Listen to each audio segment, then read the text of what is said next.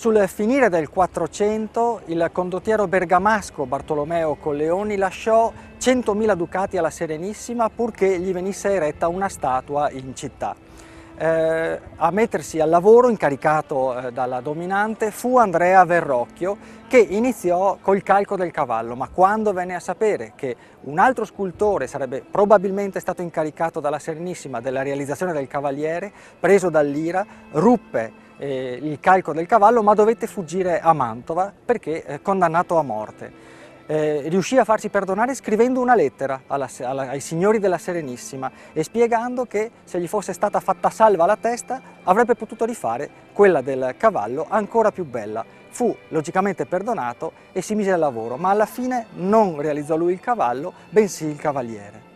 In realtà non riuscì a terminare il lavoro perché si ammalò e prima di morire indicò in un suo discepolo, Lorenzo di Credi, la persona che avrebbe dovuto terminare il lavoro. La Serenissima però incaricò un altro scultore, Alessandro Leopardi, che non voleva prendere il lavoro perché portava sfortuna contravvenire ai voleri di un morto, ma non poteva nemmeno disobbedire ai signori della Serenissima e fu così che malvolentieri si mise al lavoro. Tutto ciò che temeva si realizzò, perché cambiò nome, fu chiamato da quel momento Alessandro del Cavallo, ma soprattutto le vicende della sua vita andarono talmente male da quel momento che anche lui si ammalò e morì maledicendo il lavoro e chi glielo aveva fatto compiere.